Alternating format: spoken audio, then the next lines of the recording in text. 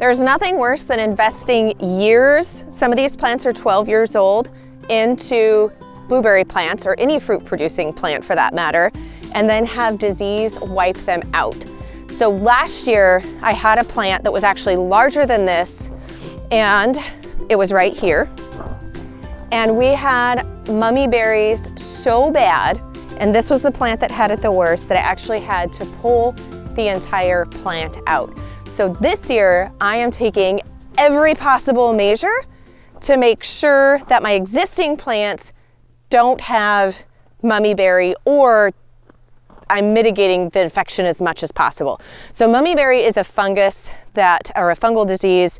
It's a two-part disease the way that it affects the plant, and it's very common if you have blueberry plants but you live in an area that has a lot of moisture. Well, hello Pacific Northwest, we get lots of rain, which is great for mushroom growing, but it's also great for the stuff fungal disease-wise that we don't want, that negatively affects the plant. So there is really no cure for mummy berry. It's not like I can just spray it with something and it's going to completely eradicate it. What happens is the berries, which here I've actually got some dead berries that I have not cleared from the plant, which I should have done earlier. I'm trying to see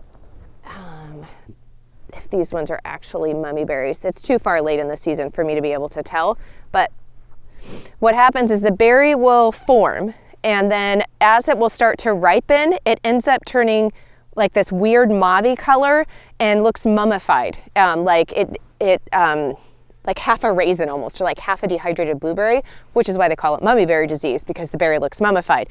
But what happens is those berries, because you can try and pick them all off and take them way away from where your plants are, but it's impossible. Like even if you just miss one, then that will drop and the spores will lie dormant until the late winter or early spring, depending upon your climate, when temperatures get 50 degrees Fahrenheit or close to it. And then it's this little tiny trumpet looking mushroom that it's really hard to even see with the naked eye.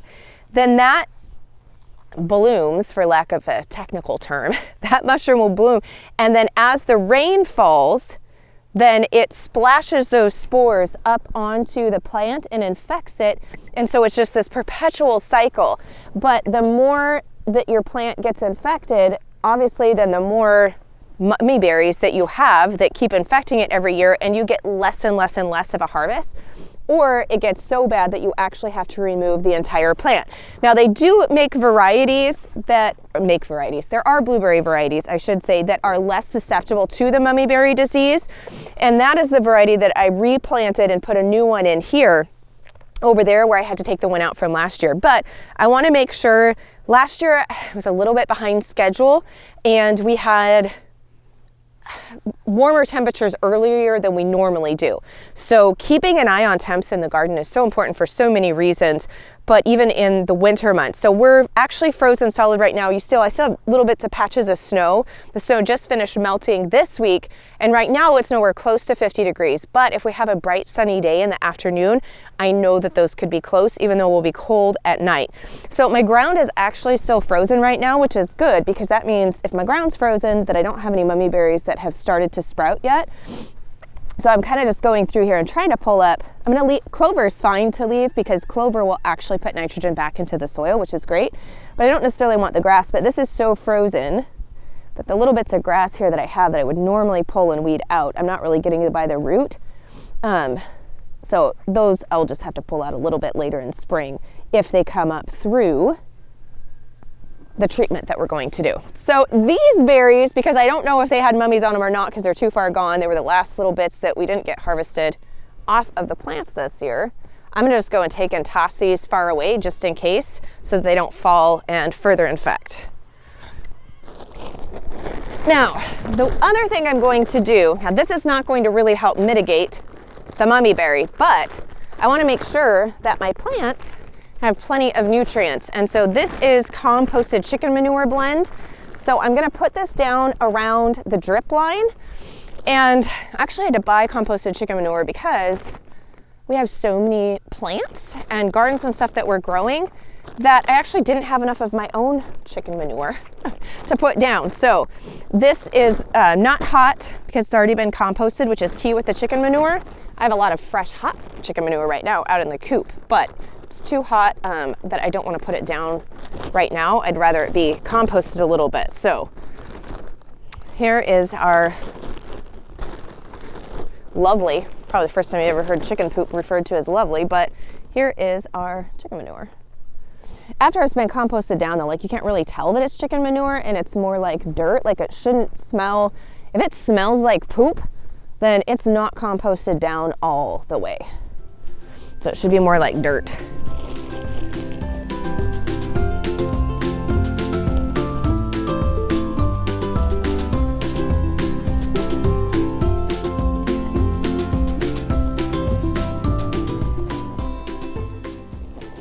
Now, I'm not super technical on how much chicken manure I'm putting down. One, it is composted, so I'm not really worried about burning it.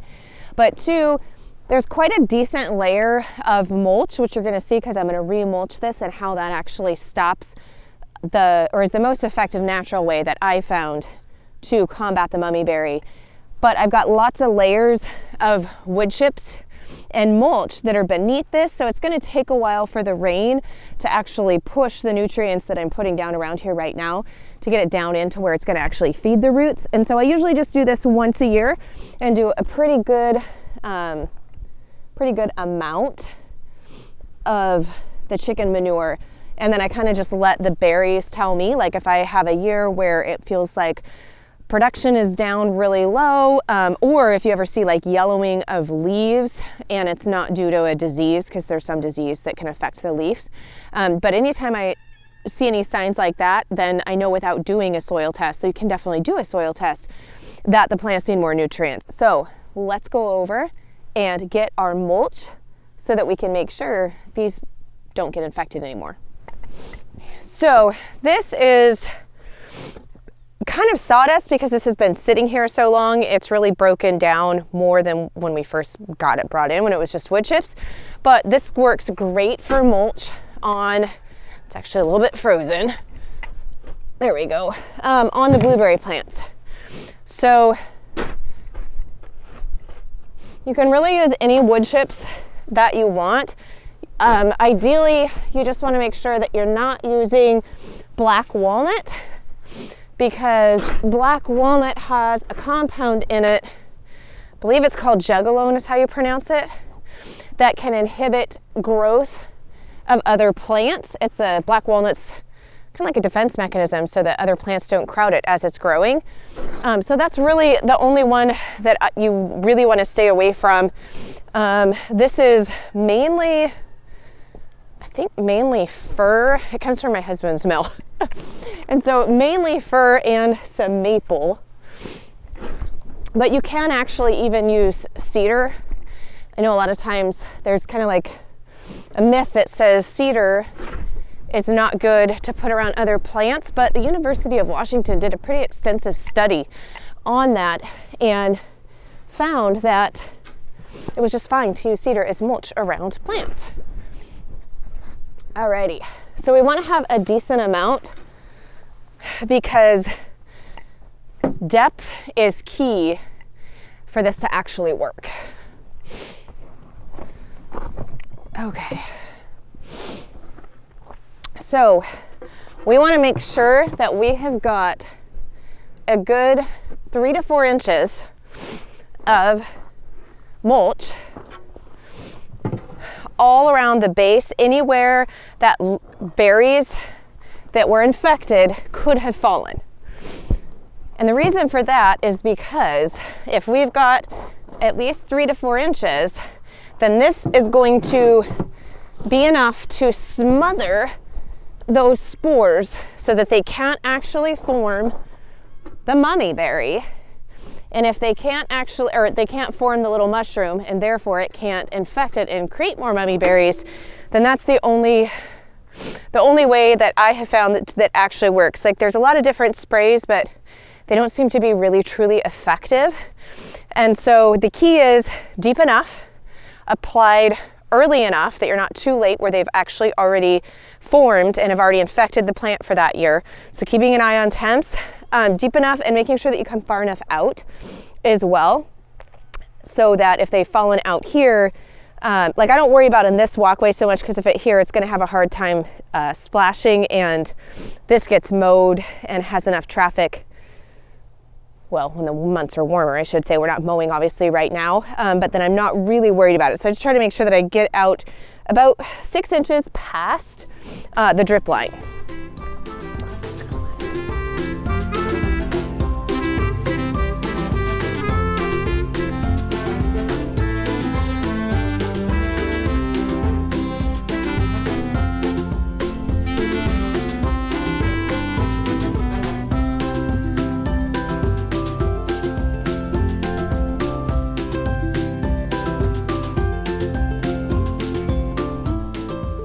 Okay, so this bush 1 is good to go. Now, you want to make sure you also get, as you can see, I made sure that I mulched in the center there because berries definitely can fall in there.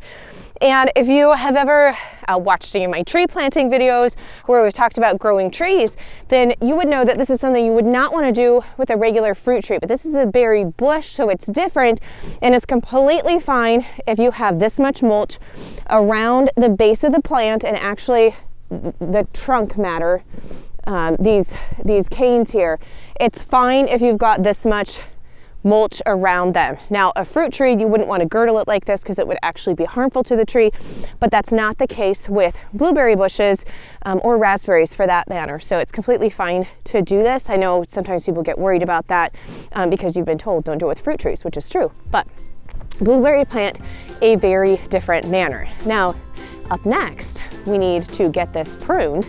Disease control first, and then we're going to prune for our fruit production. You can go and watch this video that will walk you through step by step on how to prune correctly for a larger harvest yield.